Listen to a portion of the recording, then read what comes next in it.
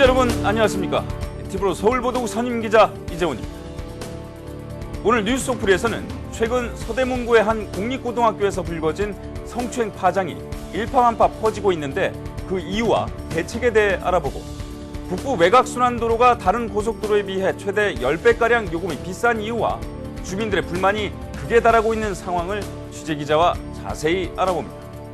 8월 셋째 주 뉴스 속풀이 시원하게 시작합니다.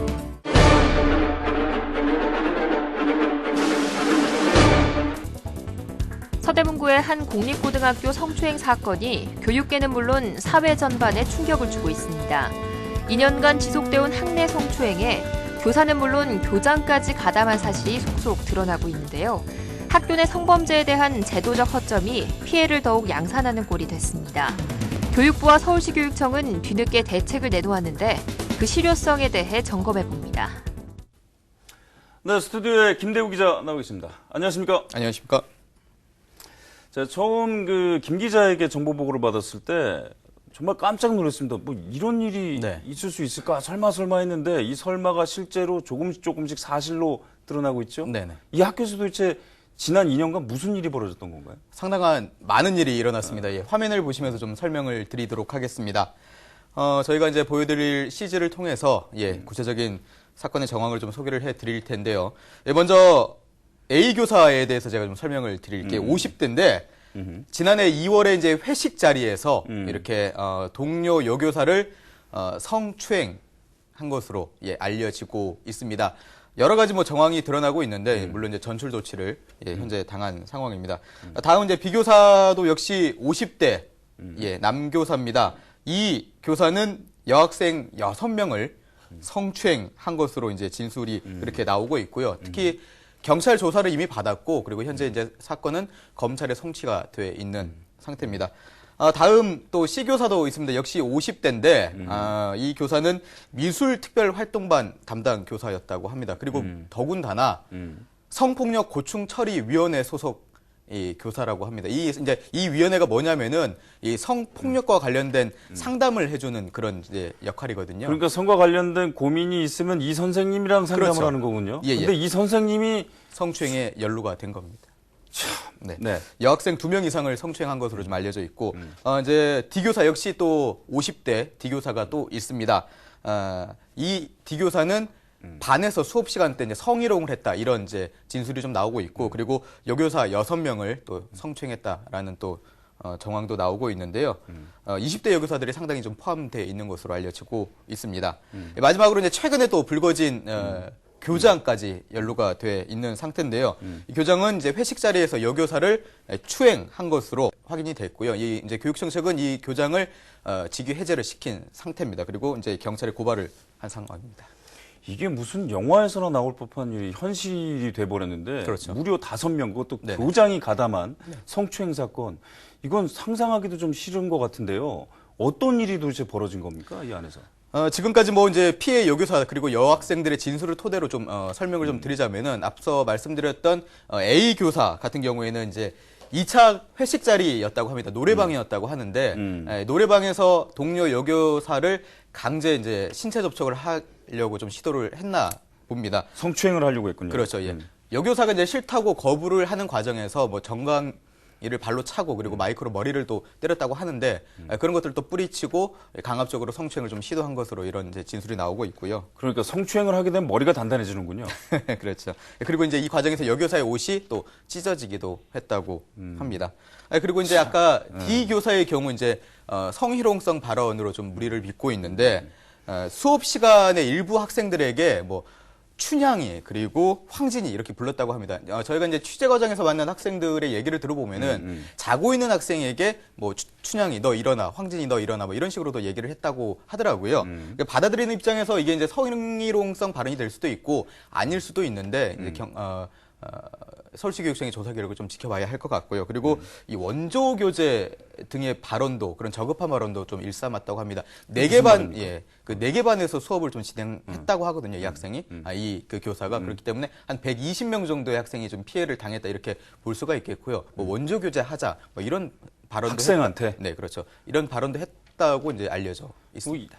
이 교사는 거의 뭐 교사 얘기를 포기한 거군요. 네, 그렇죠. 김 기자가 직접 해당 학교의 학생들을 좀 만나봤죠. 예, 지금 방학 기간이라서 많은 학생들을 만나보지는 못했는데 이제 보충 수업에 나온 학생들을 몇몇 만나봤습니다. 이 학생들은 위에서 언급한 이제 교사들에 대해서 일부 교사는 실제 여학생들의 팔 안쪽을 좀 주물럭거리거나 그리고 이제 엉덩이를 스치듯이 만졌다 이렇게 얘기를 했고요. 그리고 이제 교장에 대한 언급도 잠시 있었는데요. 한 학생이 화장실을 가는 도중이었다고 합니다. 그런데 이제 교장이 뒤에서 계속 따라오더라고 얘기를 하더라고요. 근데 이 교장이 학생의 얘기를 빌어서 얘기를 하자면은 평소에 순찰을 많이 했다고 합니다, 학교를. 그래서 이 과정도 이제 순찰을 하는가 보다라고 생각을 해서 화장실을 갔다가 볼일을 보고 나왔는데 화장실 안에 교장이 있었다고 하더라고요. 제가 이 사실을 3번 이상 그 학생에게 물어봤습니다. 직접 겪은 내용이라고 그렇게 얘기를 했습니다. 아니, 한 학교의 수장인 교장이 네. 남자 화장실, 여자 화장실을 구분하지 못할 리는 만무하고요. 그렇습니다. 정말 이상한 행동을 했군요. 네. 그 직접 학생들이랑 인터뷰도 하셨죠? 예, 그렇습니다. 뭐라고 그랬는지 굉장히 궁금합니다. 예, 여학생들의 인터뷰 직접 들어보시도록 하겠습니다.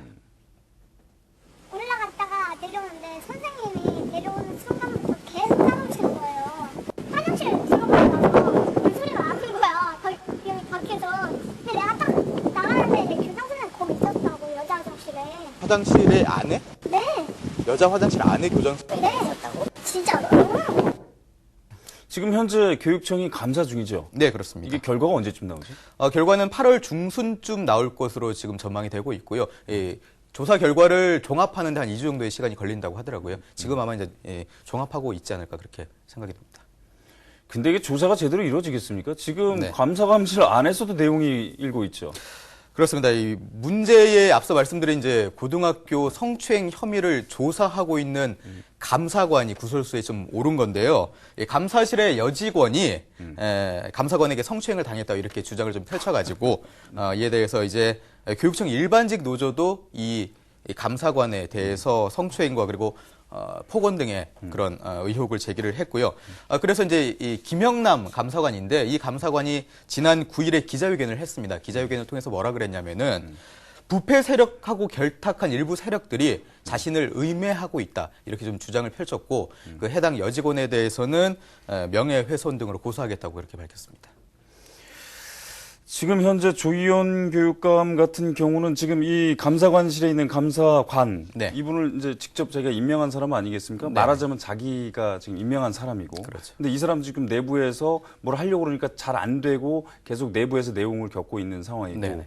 조희연 교육감도 지금 선거법 관리 위반으로 현재 계속해서 재판 중인데. 그렇죠. 어떻게 이거 좀 잘 마무리가 되겠습니까?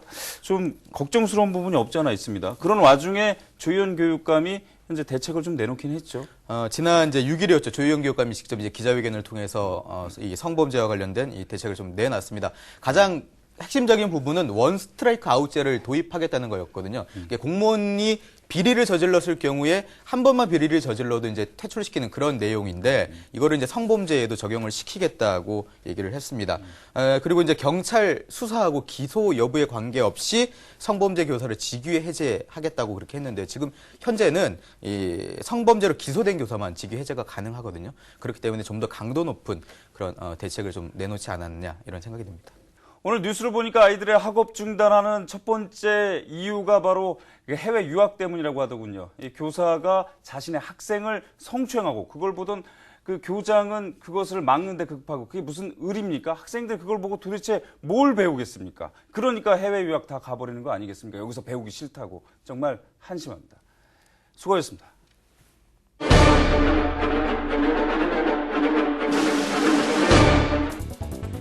북부 외곽순환도로 요금은 남부 구간과 비교해 최대 10배 가까이 비싸 주민들의 원성을 사왔습니다. 급기야 성난 주민들은 요금 인하를 요구하며 노원구의 14개 자치구와 함께 300만 명 서명운동에 나섰습니다. 북부 구간 사업자는 서울고속도로로 국민 세금으로 운영되는 국민연금이 대주주로 있습니다. 네, 스튜디오에 이어서 신철 기자 나오겠습니다. 안녕하십니까? 네, 안녕하십니까. 자, 외곽순환도로 북부 구간이 이거 비싸다는 건 누구나 다 아는데 저도 이제 노원구로 출입을 하면서 취재하러 갈 때마다 탈 때마다 깜짝깜짝 놀랐습니다. 예. 요금이 너무 비싸가지고 그래서 그렇죠. 웬만하면 국장님한테 취재비 안 받으면 그 외곽순환도로 잘 안 탔거든요. 네. 그 정도로 굉장히 부담이 많이 되는 예. 그랬는데 이번에 이제 관련해가지고 주민들이 인하해야 된다. 뭐 크게 이제 집회를 가졌다고요. 네, 그렇습니다. 노원과 도봉, 강북 이렇게 이제 외곽순환 고속도로의 북부 권역에 있는 주민들, 그러니까 거기에 한 15개 자치구가 엮여 있더라고요. 서울 경계에서. 그 15개 자치구가 합동으로 이제 서명 운동을 시작합시다라는 그런 행사를 가진 겁니다. 출범식이라고 표현을 하던데요. 지난 5일이었습니다. 그 노원구청 2층에서 한 500여 명이 참여한 가운데 출범식이 열렸습니다. 말하자면 그러니까 서울에서 노원, 도봉, 강북, 뭐 중랑, 은평 이런 게 포함이 됐고요. 경기에서는 고양, 남양주, 의정부, 파주, 구리 뭐 이런 총 몇 개 자치구가 모인 15개 건가요? 15개 자치구입니다. 자치구. 지자체죠. 시도 있으니까요. 지자체 15곳이 이제 같이 서명을 한 300만 명을 목표로 서명 운동을 시작한다고 합니다. 다음 달 15일까지고요. 요구 사항은 뭡니까? 딱 하나. 딱 하나죠. 방금 말씀하신 대로 딱 하나입니다. 요금 인하해달라. 요금 인하해달라. 예.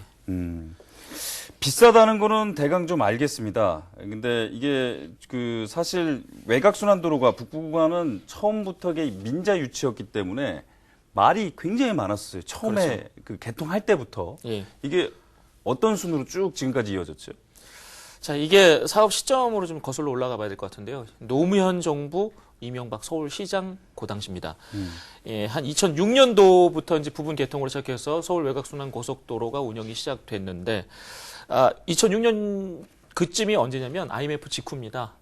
당시 또 이명박 서울시장 같은 경우는 여러 가지 민자 유치 사업도 진행했고 외곽순환 고속도로 역시 민자 유치로 진행을 했던 건데요. 사실 그 서울 외곽순환 고속도로 남부 권역이라고 표현하는 남쪽에 있는 그 외곽순환 고속도로는 재정 사업이라고 합니다. 그러니까 국가나 서울시 예산을 들여서 공공의 먼저 만들어 놓고 공공예산으로. 북부는 돈이 모자라니까 그랬고 민자 유치한 거 아니겠습니까? 네, 그런 겁니다.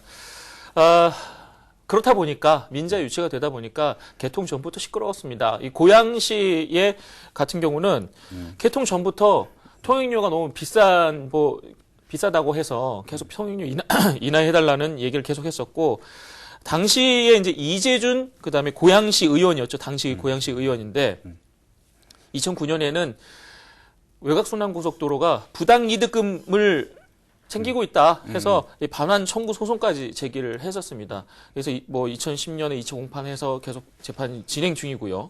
그럼 계속 지금 소송을 걸 정도 그랬었고 주민들도 계속 인하 요구를 했었는데 예. 그 다음에도 계속해서 인상이 됐죠? 몇 차례 걸쳐서? 네, 그렇습니다. 말씀하신 것처럼 고양시 의회 말고도 의정부시의회와 또 경기도의회 각각에서 통행료 인하 촉구 결의안 채택도 하고 그랬었는데, 정말 아이러니하게도 이런 많은 노력들이 있었음에도 불구하고 오히려 통행 요금은 올랐습니다. 2011년에는 4.65%, 약 200원 승용차 기준이고요. 2012년에는 6.67%, 한 300원 정도 올랐습니다. 주민들의 목소리를 완전히 묵살했다. 이렇게 봐도 되겠네요. 그렇게밖에 판단이 안 되죠. 예. 지금까지 이제 계속 비싸다, 좀 인하해라 계속 이 얘기를 하고 있는데, 비싸다는 건 알겠는데 이게 도대체 정말 얼마나 좀 비싼 건가? 이거를 좀 비교 분석을 좀 단순하게 해보셨죠? 예, 그렇습니다. 외곽순환 고속도로 남부 구간과 이 북부 구간을 좀 비교해 볼 텐데요. 화면을 좀 잠깐 좀 보실까요? 자, 이 남부 구간과 북부 구간을 좀 비교한 자료입니다. 이 남부 이게 구간, 파란색이 지금 남부 예, 구간이죠? 그렇습니다. 남부 구간을 전체 다 도는 비용이 4,600원, 그리고 북부 지역 보이죠? 북부 지역 도는데 4,800원입니다. 거리상 대중으로만 봐도 이 거리 차이가 많이 나는데, 이 거리 차이가 남부가 한 91.4km, 북부가 36.3km, 3배 가까이 차이 나는 겁니다. 이렇게 했을 때 1km당 요금으로 좀 환산을 다시 한번 해보겠습니다. 그러면 남부 구간은 1km당 50원, 이 북부 구간은 1km당 132원입니다. 한 3배가량의 차이가 그렇죠. 나는 한 2.6배 정도 차이가 나는 겁니다. 이게 다른 고속도로랑도 좀 비교를 한번 해보셨죠? 예, 그렇습니다. 다른 고속도로. 일단은 서해안 고속도로 비교를 해볼 텐데요. 이제 북부 구간, 서울 외곽순환 고속도로의 북부 구간을 전체 도는 게 4,800원 정도가 나오는데, 이 4,800원으로 이 서해안 고속도로를 달리면 어느 정도까지 갈 수 있나? 서삼, 충남 서산까지 갈 수 있습니다. 지금 화면에도 나오고 있는데요. 충남 서산까지 가는 겁니다. 말하자면 80.4km 가는 겁니다. 자, 다음에는 이 중부고속도로를 타면 어느 정도까지 가나 봤더니 충북 청주시의 증평요금소까지 갑니다. 야, 저기 처가댁이 있는 데인데 굉장히 멀거든요. 94km입니다. 94km. 그리고 경부고속도로는 얼마큼 가느냐? 이 서울요금소에서 천안보다 좀 더 밑에 있는 부분입니다. 이 목천요금소까지 해서 79km를 갈 수 있게 됩니다. 그러니까 거의 한 3배 정도가량의 차이가 나는 거네요. 그렇습니다. 다른 고속도로에 비해서도. 예, 그렇습니다. 94km면 뭐 3배 정도로 봐야 되죠. 게다가 이게 저기 서울 고속도로의 최대 주주가 국민연금이라면서요? 네, 그렇습니다. 서울고속도로, 그러니까 현재의 서울 외곽순환고속도로 북부 구간을 운영하는 운영회사는 주식회사 서울고속도로라는 회사입니다. 지금 또 다시 또 화면에 나오는데요. 이 서울고속도로의 대주주 국민연금관리공단인데 86%의 주식을 갖고 있습니다. 자, 이 서울고속도로와 국민연금관리공단 어떤 관계를 갖고 있느냐? 지난 2011년이거든요. 서울고속도로가 국민연금관리공단에서 돈을 빌립니다. 그런데 지금 보이시다시피 이자율이 최대 48%입니다. 야, 이건 고리네요, 고리. 그러니까 대부업체 수준이죠. 굉장히 많은 많은 이자율로 그 높은 이자율로. 아니, 요즘 대부업체도 저기 TV에서 광고할 때 무이자 나옵니다, 무이자. 그래서 그렇죠. 무도 출연하고 그러는데 이 그렇죠. 48%는 정말 심하네요. 현실 감각이 좀 없는 그런 이자율이죠. 자, 2011년부터 2015년 상반기까지 했을 때 지금 그 빌린 돈 48%로 했을 때 빌린 돈의 이자율만 3,600억 원 정도가 나오거든요. 그런데 사실상 2011년도에 돈을 빌릴 당시 국토부가 이자율을 7.2%로 하라고 정해줬습니다. 그런데 그걸 어기고 어긴 겁니다. 해서 만약에 7.2 국토부가 정해준 대로 이자를 좀 책정했다라면 지금 3,600억 정도까지는 이자가 커지진 않았을 거다라는 거죠. 인하할 수 있는 방법이 없지는 않다고요? 네, 그렇습니다. 그 국토부가 7.2%로 그 이자율을 정해라 이렇게 얘기를 했다고 했지 않습니까? 그래서 국토부가 자꾸 이제 고이자로 그런 돈을 이제 빌려주고 하고 하니까 이자율을 받고 하니까 2014년도에 작년이죠. 작년에 감독 명령을 내렸습니다. 뭐 쉽게 말하면 돈 돌려줘, 환수해라. 너네가 과도하게 받은 이자는 환수해라. 이런 명령을 내렸는데 이 서울고속도로 측에서 그렇게 할 수 없다. 그래서 소송을 제기해서 현재 소송이 진행 중이거든요. 만약에 소송에서 국토부가 이기게 된다면 한 2,600억 정도를 다시 돌려줘야 됩니다. 서울고속도로에. 그렇게 되면 통행료의 인하가 소폭은 좀 될 수 있다. 이렇게 보는 부분도 있습니다. 지금 말씀하신 방안도 지역 의원들이 지금 내놓고 있는 방안입니다. 요즘 지역 정치인들 총선 얼마 안 앞두고 지금 지역 현안들 발빠르게 대처하고 있는 모습들입니다. 외곽순환도로 말씀하셨던 것처럼 대안이 있었다면 진작에 했었어야 되는 거 아닙니까? 그런데 몇 년 지난 이 김치, 묵은 김치 이걸 꺼내드는 것도 아니고 지금 이렇게 총선 앞두고 대처하는 모습이 그닥 아름다워 보이지는 않습니다. 그래도 기왕 이 기회에 말이 나온 김에 이 문제 확실하게 좀 마무리가 돼서요. 이 외곽순환도로 북부 구간은 정말 인하돼야 될 것 같습니다. 수고하셨습니다. 네, 고맙습니다.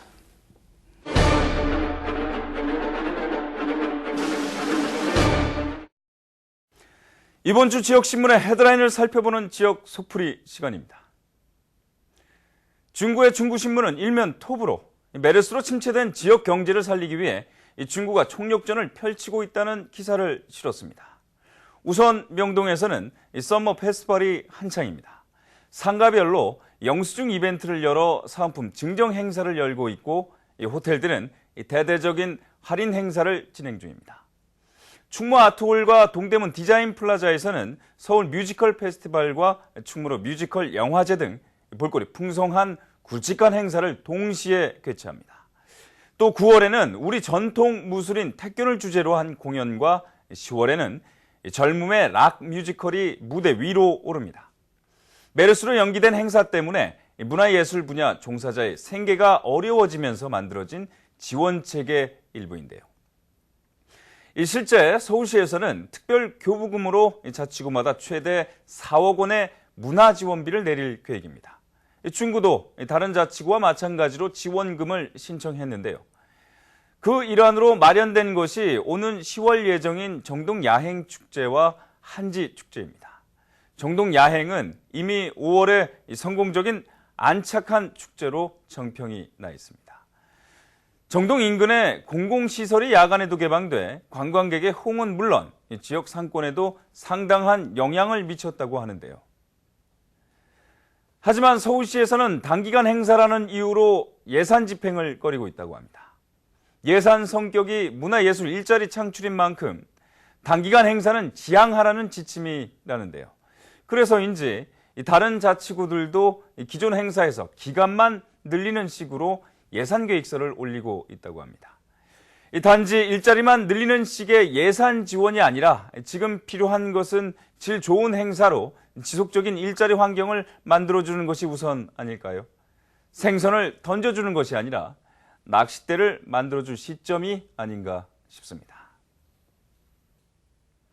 도봉구의 북부신문은 일면 톱으로 도봉구가 광복 70주년을 기념해 대형 태극기를 만드는 행사를 다뤘습니다.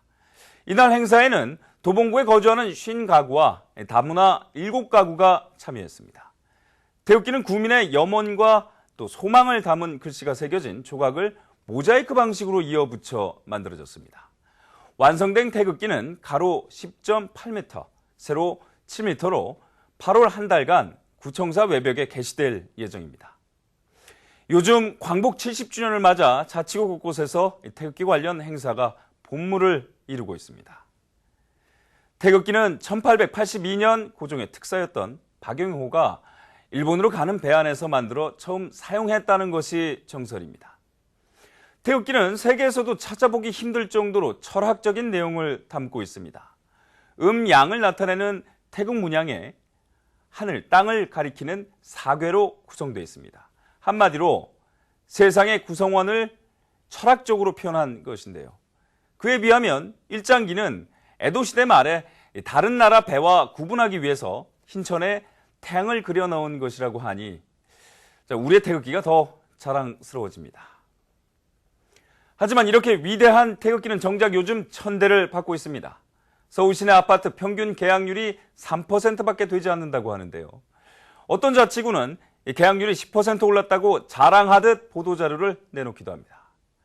태극기는 나라의 상징인 동시에 우리의 정체성을 의미합니다.